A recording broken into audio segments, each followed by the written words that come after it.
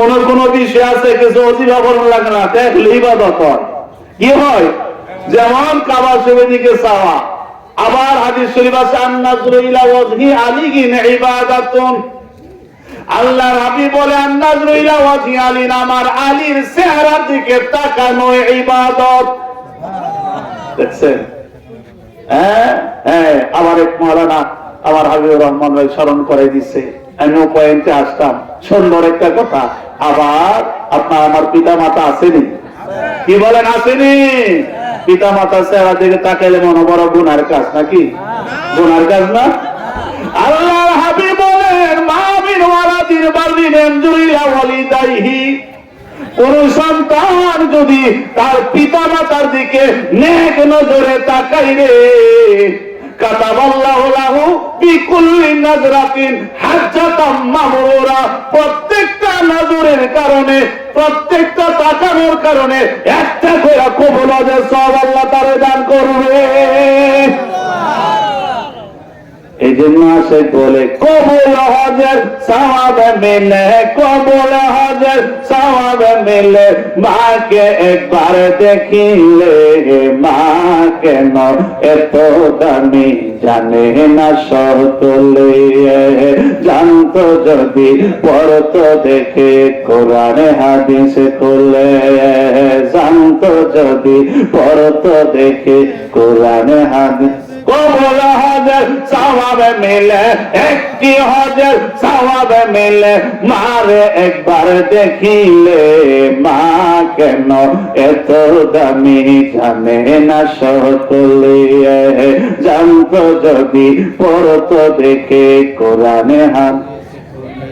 আল্লাহর হাবিব বলেন প্রত্যেকটা নজরের কারণে একটা করে কবুল হজের সওয়াব দান করবেন কে? আওয়াজে বলেন কে? আল্লাহর কাছে সওয়াবের কোনো ঘাটতি আসেনি? বাজেট কমতি আইব নাকি? আপনি আমি বাজেট করলে বাজারে ক্রাইসিস দেখাতে কি বলেন? সুতরাং আল্লাহর পাকের খাজানার মাঝে, ওই বাজেটের মাঝে কোনো ক্রাইসিস আসেনি। বান্দা চাইতে জানলে আল্লাহ তো আমি দিতে জানি, তুমি চাও চাওয়ার মতো আমি দিব তোমাকে, তুমি চাও দৌনি আস্তা দিবে লাকুম, আমার এটা করে আমি তোমার ডাকে সাড়া দিব। এই জন্য বাজান সাহাবী বলেন ইয়া রাসূলুল্লাহ, ইয়া হাবিবাল্লাহ, নবী গো বুঝতে পারলাম প্রত্যেকটা তাকানোর বিনিময়ে একটা করে কবুল হজের সওয়াব আল্লাহ রাব্বুল আলামিন দান করবেন। নবী গো কোন আওলাদ যদি তার বাবা মার চেহারার দিকে 100 বার তাকায় তাহলে তার বিনিময়টা কি? আল্লাহর হাবিব বলেন কলার নাম আল্লাহু আকবার ওয়া আতিয়াব, শুনে রাখো রে 100 বার তাকাইলে আল্লাহ 100টা কবুল হজের সওয়াব প্রদান করবে। এই কথা বলে ক্ষান্ত হন না। আল্লাহু আকবার, আল্লাহ আকবার ইসমে তাফসীর, আল্লাহ এমন বড়, এমন মহান, মহানের মহান। এই কথার দ্বারা আল্লাহর হাবিব বুঝাইতে চেয়েছেন আরে 100টা কেন, 1000 বার তাকাইলে 1000 কবুল হজের সওয়াব আল্লাহ দিতে পারে। এবারে পারেন কিনা? তাহলে সেই বাবা আমার চেহারা দিকে আমরা তাকাইতে চাই কিনা? নেক নজরে, কি বলেন? নেক নজরে কিনা? শ্রদ্ধার সাথে, ভক্তির সাথে, সম্মানের সাথে বাবা মার চেহারা দিকে তাকাইলে সেই বিনিময় আল্লাহ পাক দান করিয়া দেন। মারহাবা বলেন। হ্যাঁ, সবাই একটু বসেন, চেপে চেপে বসে যান। আলহামদুলিল্লাহ, দেখতে দেখতে অনেক ভাইরা চলে আসছেন, অনেকে এখনো যারা প্যান্ডেলের বাহিরে আছেন বা রাস্তায় আছেন একটু এসে বসে যান, একটু কাছাকাছি থাকো ইনশাআল্লাহ। তাহলে আপনারা আমার কাছে থাকলে আমিও আপনাদের কাছে থাকবো, কি বলেন? কাছাকাছি আমার কথাগুলো শুনতে মাইকের আওয়াজ দূরে থাক সেটা বিষয় না, কাছে থাকলে মহাব্বত কাছে থাকবে, কি বলেন? তো সুতরাং আপনারা বসে যান, একটু মা বলে পড়ে আল্লাহ আল্লাহ আল্লাহ আল্লাহ আল্লাহ আল্লাহ আল্লাহ আল্লাহ আসসালামু বাদা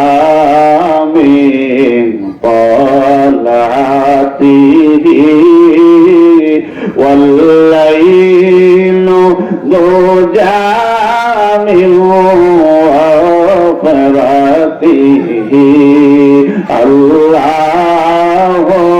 الله الله الله الله الله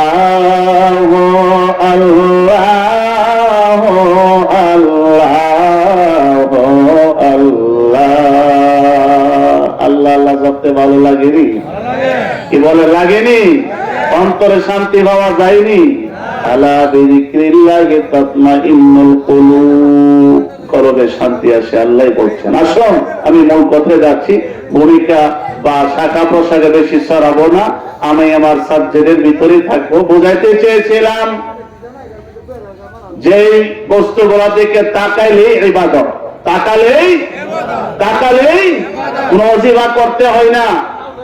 অজিবা ছাড়া বিনা অজিবাতে শুধু তাকাইলেই ইবাদত। তার মধ্যে অন্যতম হলো কাবা শরীফ। কোন শরীফ? কাবা শরীফ। কাবা শরীফের দিকে তাকাইলেই ইবাদত, কারণ কাবা শরীফটা আল্লাহর নিদর্শনের অন্তর্ভুক্ত। আল্লাহ যে শাইরুল্লাহর কথা বলছেন, আল্লাহর যত নিদর্শনাবলী আছে তার মধ্যে কাবা শরীফও তো আছে। যেমন আল্লাহর আরো কিছু নিদর্শন আছে, সাফা মারওয়া পাহাড়। কি হাজী সাহেব যারা হজ করে আসছেন বা যারা উমরা করে আসছেন, আপনারা নিজেরও সাই করে আসছেন, সাফা মারওয়া হজ করেন বা উমরা করেন, প্রত্যেক ক্ষেত্রে সাফা মারওয়া সাই করতে হয়। হজ করলে এটা কিন্তু হজের ওয়াজিব। হজের কি ওয়াজিব। আর উমরা করলে সেটা কিন্তু ফরজ। তো সুতরাং আপনাকে সাফা মারওয়া পাহাড় সাই করতে হবে। দুইটা পাহাড়। পাহাড় কেন সাই করতে হয়? কারণটা কি? কিয়ামত পর্যন্ত যত হাজী সাহেবেরা বাংলাদেশ হোক থেকে হোক, আর ভারত থেকে হোক, পাকিস্তান থেকে হোক, পৃথিবীর যেই কোনো প্রান্তে হোক না কেন, হজ করার জন্য যাবে, উমরা পালন করার জন্য যাবে, প্রত্যেককেই কাবা শরীফ তাওয়াফ করার পরে সাই করতে হবে 7 বার। সাফা থেকে মারওয়া যাইতে হবে, আবার মারওয়া পাহাড় থেকে সাফা পাহাড়ে আসতে হবে। বাজান কেন? এই সাফা মারওয়া পাহাড় সম্পর্কে আল্লাহ পাক কোরআনে পাকে কি বলছেন? ইন্নাস সাফা ওয়াল মারওয়াতা মিন শাআইরিল্লাহ। নিশ্চয়ই সাফা ওয়াল মারওয়া এবং মারওয়া মিন শাআইরিল্লাহ, আল্লাহ যত শিয়ার আছে, নিদর্শনাবলী আছে, যে যেই বিষয়গুলোর দিকে তাকাইলে আল্লাহর কথা স্মরণ হয়ে যায়, ইবাদত হয়। যত নিদর্শন আছে তার মাঝে অন্যতম 2টা নিদর্শন হলো সাফা মারওয়া পাহাড়। সাফা মারওয়া আমি আগে ভাবতাম সরাসরি যাওয়ার আগে মাটির পাহাড়, কিন্তু সরাসরি যাওয়ার পরে দেখলাম পাথর আর পাথর, এত শক্ত মাটি হোক আর পাথর হোক। আমার বলার উদ্দেশ্য ছিল এই পাথরের পাহাড় মাটির পাহাড় কেন আল্লাহর নিদর্শন হইল? কারণ এই পাথর কোন নবীও না, ওলিও না। কি বলেন? পাহাড় তো বাসক্ত নামাজ আদায় করে নাই, রমজানের রোজাও রাখে নাই, কোরআন শরীফ খতম করে নাই, কোন আমল বন্দী করেন নাই, অথচ এই পাহাড়ের কথা কেন কোরআন শরীফে আসলো? আল্লাহর নিদর্শনের অন্তর্ভুক্ত কেন কইরা নিল? জানার দরকার আসেনি? অথচ জাহিলিয়াতের যুগে এই 2টা পাহাড়ে 2টা বড় মূর্তি ছিল। কি ছিল? 2টা পাহাড়ে 2টা বড় বড় মূর্তি ছিল। একটা নাম ইয়াসাব, আরেকটা মূর্তি নাম নায়েলা। সবাতে ইয়াসাব, মারওয়াতে নায়েলা। এই 2টা মূর্তির পূজা করতো আয়েশা জাহিলিয়াতের যুগে আরবের কাফের মুশরিকেরা। 2 পাহাড়ে আয়েশা পূজা করতো, পূজার জন্য জমা হইতো, একত্রিত হইতো। বাজান এখন বলার উদ্দেশ্য ছিল যে পাহাড়ে মূর্তি পূজা হইতো, স্বয়ং মূর্তি ছিল, সেই পাহাড় আল্লাহর নিদর্শন কিভাবে হইয়া গেল? তার একটাই মাত্র কারণ, আল্লাহর ওলির কদম মোবারক লেগেছে 2 পাহাড়ের মাঝে। নবী না কিন্তু ওলির কদম। কার কদম? ওলির কদম মোবারক লেগেছে পাহাড়ের মাঝে। তিনি কোন ওলি? আবার পুরুষ না মহিলা? সুবহানাল্লাহ বলি। মহিলা ওলি। তিনি হলেন মা হাজেরা আলাইহিস সালাম। হযরতে মা হাজেরা তিনি হযরত ইব্রাহিম খলিলুল্লাহ আল্লাহর খলিলের সহধর্মিণী স্ত্রী এবং হযরত ইসমাইল জবিউল্লাহ ওনার আম্মা জান, যিনি হযরত সারার সাথে মিশরের বাদশাহ গোলাম হিসাবে বাদী হিসাবে সাথে দিয়া দিছিল। হযরত সারা আলাইহিস সালাম উনি বার্ধক্য পৌঁছে গেছিলেন, বয়স্ক হয়ে গেছেন, ওনার মাধ্যমে সন্তান দুনিয়াতে আসার কোন লক্ষণ ছিল না। এই কারণে হযরত সারা আলাইহিস সালামের পরামর্শে মা হাজেরাকে বিয়ে করছিলেন। এটা অনেক কথা, আমি সেদিকে যাচ্ছি না। ইব্রাহিম আলাইহিস সালাম যদিও চাইছিলেন না, কিন্তু হযরত সারার পরামর্শে করেছেন যে আপনার তো একজন বংশধরের প্রয়োজন আছে, আপনি বিয়ে করেন। তাহলে আমি কোথায় পাত্রী পাবো? আমি তার ব্যবস্থা করব। পাত্রীকে আমাদের ঘরের কাজের যে মেয়ে হযরত হাজেরা, হাজেরাকে প্রস্তাব দেওয়া হলো। তিনি অবাক হয়ে গেলেন, মনিব আমার আপনি কি বলেন? আমি তো গোলাম, আমি বান্দি, এটা কি করে সম্ভব? মনিবের স্ত্রী হতে তা হইতে পারে না। হযরত মা সারা বলে না, তোমাকে বাধ্য হতেই হবে, আমার প্রস্তাব মানতেই হবে। শেষ পর্যন্ত মানালেন। হযরত ইব্রাহিম খলিলুল্লাহর আগ্দের মাঝে দিয়ে দিলেন। এবার তিনি স্ত্রী রূপে পরিচিত হয়ে গেলেন। মারহাবা বলি। সেই মা হাজেরার গর্ভে হযরত ইসমাইল আলাইহিস সালাম, যদিও পরবর্তী হযরত সারা আলাইহিস সালামের গর্ভ আসছিল হযরত ইসহাক আলাইহিস সালাম। সুবহানাল্লাহ বলেন না? আল্লাহ পারেনি? একটু আওয়াজ পারে কিনা? ইন্নাল্লাহা আলা কুল্লি শাইইন কাদির।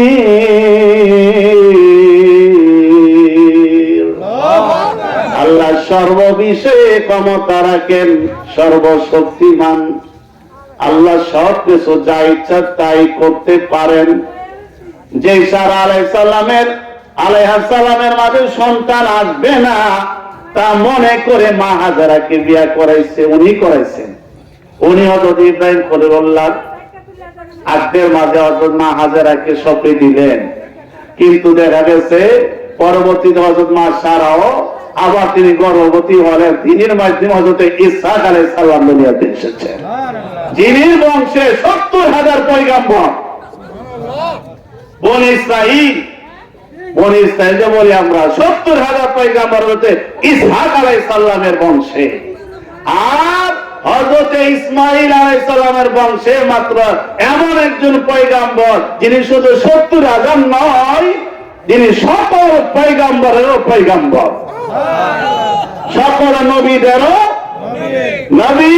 তিনি নবিউল আম্বিয়া, ইমামুল মুরসালিন। এই জন্য আমরা গজলে বলি, আপনার লাইগা বানায় আসি গো আমার সারাটা দুনিয়া গো নবী। নবী আপনি নবিউল আম্বিয়া, নবী আপনি নবিউল আম্বিয়া। আপন নূরে হইতে গো আল্লাহ আপনার বানাইয়া গো নবীজি, আপনার বানাইয়া আরশ পরে কুরসি করিও আমার রাখিলেন সাজাইয়া গো নবী। নবী আপনি নবিউল আম্বিয়া। আমরা আপনার আশিক গো নবী, আপনি পরমাসুরদন গো নবীজি, আপনি পরমাসুরদন। আমরার মাঝে কি ধন আছে গো নবীজি, রাখতাম আপনার মন গো নবী। নবী আপনি নবিউল আম্বিয়া। বাজান গভীর মনোযোগ। হযরত ইসহাক আলাইহিস সালামের গর্ভে ওনার বংশে 70,000, আর হযরত ইসমাঈল আলাইহিস সালামের বংশে শুধুমাত্র এমন একজন নবী যিনি শুধু 70,000 কেন সকল নবীদের নবী। সকল নবীর জামালিয়াত, সকল নবীর কামালিয়াত একদিকে, আর আমার নূরের নবী দয়াল নবীর জামালিয়াত কামালিয়াত একদিকে, সকল নবীর মুজিজা একদিকে, আর আমার নূরের নবীর মুজিজা একদিকে। সকল নবীর মুজিজার জামালিয়াত কামালিয়াতের পাল্লাছে আমার নবীর ওজনটা কি কি বলেন? এই জন্য আল্লাহ কি বলছে, ওয়াতিলকার রুসুলু ফাদলনা বা'দুহুম আলা বা'দ। আল্লাহ বলে রাসূলদের মাঝে আমি যে পাঠাইছি দুনিয়াতে, তাদের মাঝে কাউকে আবার কারো চেয়ে আমি শ্রেষ্ঠত্ব দিয়েছি। সুবহানাল্লাহ বলেন না? কারো চেয়ে কাউকে আমি শ্রেষ্ঠত্ব, সকলেই নবী কিন্তু সকলে রাসূল না। সকল রাসূল নবী কিন্তু সকল নবী রাসূল দেখছেন, এখানে পার্থক্য আছে না? সকল রাসূল নবী কিন্তু সকল নবী রাসূল। যারা রাসূল নবীর চেয়ে তাদের মর্যাদা উপরে কিনা, স্ট্যাটাস পজিশন উপরে কিনা, এরই মাঝে আবার উলুল আজম কয়েকজন পয়গম্বর আছে। উলুল আজম তিনিও নবী এবং রাসূল, কিন্তু সকল রাসূল নবী উলুল আজম নন। এর মাঝে মাত্র 5 জন আছেন উলুল আজম পয়গম্বর। সুবহানাল্লাহ বলেন না? তাহলে স্ট্যাটাস আছে কিনা? আর সকল নবী আবার খলিলুল্লাহ না। খলিলুল্লাহ সকলে আবার কালিমুল্লাহ লকব প্রাপ্ত না। আল্লাহর সাথে কথা বলে ওহীর মাধ্যমে, জিবরাইলের মাধ্যমে সরাসরি সকলে কথা বলে না, কিন্তু লকব কালিমুল্লাহ। আর আমার নবীর লকব একসাথে, তিনি তো কালিমুল্লাহ, তিনি খলিলুল্লাহ, আবার তিনি হাবিবুল্লাহ। সর্বশ্রেষ্ঠ তবকা মর্যাদার অধিকারী দয়াল নবীর উপরে কোন মর্যাদা সৃষ্টির আসেনি। কি বলেন আছে? নাই। একমাত্র উপরে স্তব্ধ হলো খালেক, তিনি হলো খালেক রব্বে জালিল। এর মাঝখানে আর কোন কারো স্ট্যাটাস নাই, কোন সিঁড়ি নাই, থাকার কোন সুযোগ আল্লাহ দেয় নাই। মারহাবা বলেন না? এই জন্য কাসিদাতে কি বলছিলাম, লা ইউমকিনু সানাউ কামা কানা হাক্কুহু বাদাদ খোদা বুজুর্গ তুই কিসসা মুক্তাসার। যত লেখক আছে, যত কবি আছে, যত সাহিত্যিক আছে, যত বক্তা আছে, প্রত্যেকেই কলম চালাইছে, প্রত্যেকেই জবান দিয়ে যা প্রকাশ করেছে, সর্বশেষে এইটাই বলছে, ইয়া রাসূলুল্লাহ আপনার সানা, আপনার সিফত, আপনার মর্যাদা, আপনার শান কি আলোচনা করব, কি বয়ান করব? এক কথায় আপনার শান বলতে গেলে আল্লাহর পরেই আপনার স্থান। বাদ আজ খোদা বুজুর্গ তুই কিসসা মুখতাসার, আল্লাহর পরে আপনার স্থান। সুবহানাল্লাহ বলেন না? বাজান কি বলবো সেই নবী পাকের শান? কথা আমার ওই জায়গায় ছিল, পাহাড় তো আল্লাহও না, নবীও না, ওলিও না। খেয়াল আছে নি কথা? সাফা এবং মারওয়া কিন্তু আল্লাহ নিদর্শন। দৌড়াইতে হয় কিয়ামত পর্যন্ত দৌড়ান লাগবে। কারণটা কি? আল্লাহর ওলির কদম লাগার কারণে। অথচ কি মূর্তি ছিল, পূজা হইতো পাহাড়ের মাঝে, সেই পাহাড় আল্লাহ নিদর্শন হয়ে গেছে। কারণটা একটাই, মা হাজেরা দৌড়াইছে। ওই বলছিলাম মা হাজেরার মাধ্যমে হযরত ইসমাঈল জবিউল্লাহ তিনির মাধ্যমে বংশেই হাশিমি বংশে কুরাইশ গোত্রে অবশেষে 570 খ্রিস্টাব্দে মা আমেনার ঘরে, এটা হলো স্টেজের চেয়ার, এই চেয়ারের মাঝে আমাদের নবী আয়েশা বসে গেছে। 63 বছর তিনি ছিলেন জাহের, এখন তিনি আছেন গোপন বাতিন। ওয়াল আউয়াল ওয়াল আখিরু ওয়াল যাহিরু ওয়াল বাতিন ওয়া হুয়া বিকুল্লি শাইইন আলিম। তো বাস্তবে কিছু কথা আমার চলে আসছে। আল্লাহ নিদর্শন কেন হলো? আল্লাহর ওলির কদম লাগার কারণে। তাহলে আমরা এখান থেকে কি সাবেত হয়ে গেল? যেখানে যেখানে আল্লাহর ওলির আস্তানা শরীফ আছে, দরবার শরীফ আছে, কদম মুবারক করেছেন, ওই জায়গাগুলো অন্য কোন জায়গার মতো না, ওই স্থানটা আল্লাহ নিদর্শনের অন্তর্ভুক্ত হয়ে গেছে।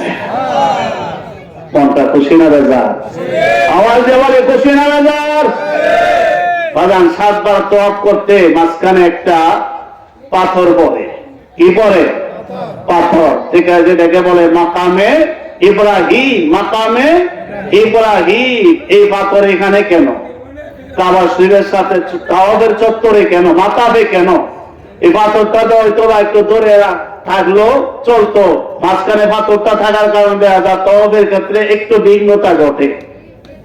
আপনি একসাথে 2-4-5 জন তওয়াফ করতেছে, অনেকে একজন একজন হাতে ধরে রাখে, মাঝখানে মনে করেন যে এই পাথরের এই যে পিলারটা এখানে বাস করে দেওয়া আছে, এটা মাঝখানে পরে হয়তো বা ডান সাইডে দিয়ে যাইতে হয়, না ওই বাম সাইড দিয়া একটু এদিকে দিয়ে যাইতে হয়। কিন্তু এই জন্য চাইছিল সৌদি সরকারও এই পাথরটাকে এক সাইড করে নেওয়ার জন্য। কোথায়? এরা যত মাঝখানে একটু ভিন্নতা ঘটে, কিন্তু না পারে না, কারণ পাথর নাড়াইতে যায় কাবা শরীফ হয়ে যায়। পাথরকে সরাইতে গেলে কাবা শরীফ সরে হাঁটা শুরু করে। হাকিকতটা কি? তাহলে বোঝা গেল কাবা শরীফের সাথে এই পাথরের সম্পর্ক আছে নি?